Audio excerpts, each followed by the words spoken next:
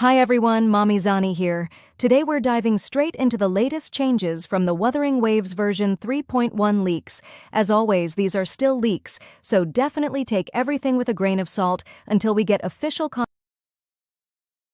Let's start with Aemeath because she's seen some pretty notable kit changes. First up is her Inherent 2, Heavenfall Edict Finale.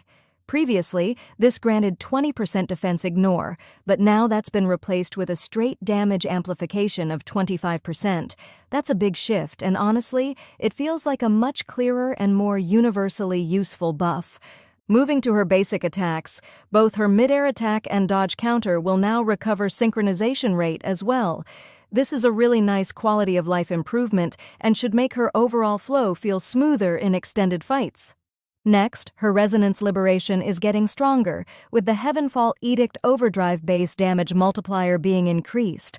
On top of that, her Concerto value for both liberations has been bumped up from 10 to 20, which is a pretty noticeable upgrade. Her Resonance Chain 1 now gives better synchronization rate regeneration, making her rotations even more comfortable. Then at Resonance Chain 3, things really start to pop off.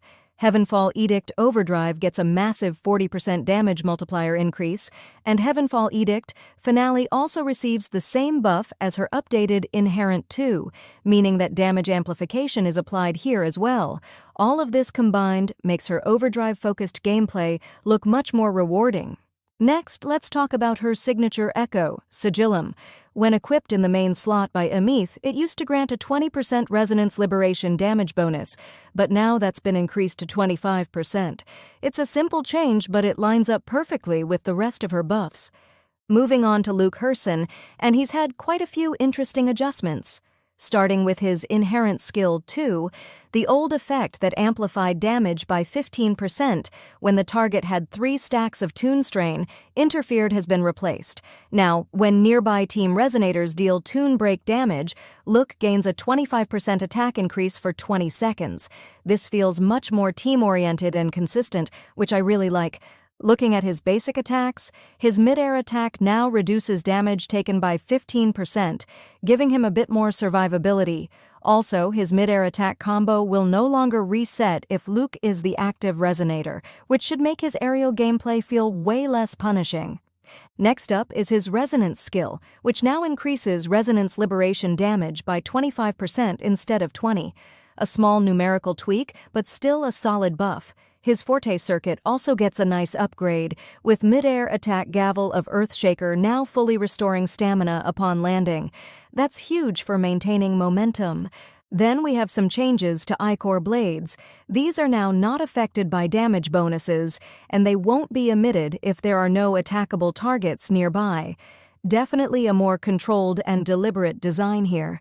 Luuk's weapon has also been completely reworked. Dealing basic attack damage now grants a 20% spectro damage bonus for 4 seconds. On top of that, every time you inflict Tune Strain, shifting on a target, you gain 20% basic attack damage amplification, and your basic attacks will ignore 10% of the target's defense for 6 seconds. This rework really pushes him hard into a sustained basic attack playstyle. Next, let's move into one of the most exciting system changes, the new Echo Substat Locker and Reroll feature called the Transducer. This is honestly a big one. Using a transducer lets you re-roll a selected substat on a fully tuned 5-star Echo into a random stat, while excluding any substats you've locked. Locked substats are completely protected and won't be changed, which is huge for min-maxing. The cost depends on how many substats you lock. Locking 0 to 2 substats costs 1 transducer, locking 3 costs 2 transducers, and locking 4 costs 3.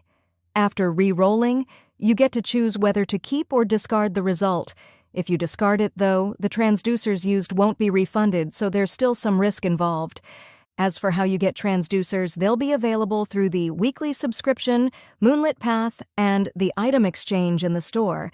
You can pick up to 2 for 30 Afterglow Coral each, and up to 99 for 60 Afterglow Coral each per version. And that wraps up everything we've seen so far for version 3.1. There's a really interesting mix of buffs, reworks, and quality of life improvements here, and it's honestly exciting to see how much some of these systems are evolving. If you enjoyed this breakdown or learned something new, make sure to hit that like button, subscribe if you haven't already, and ring the bell so you don't miss future updates. Until next time, take care, stay safe, and stay hyped.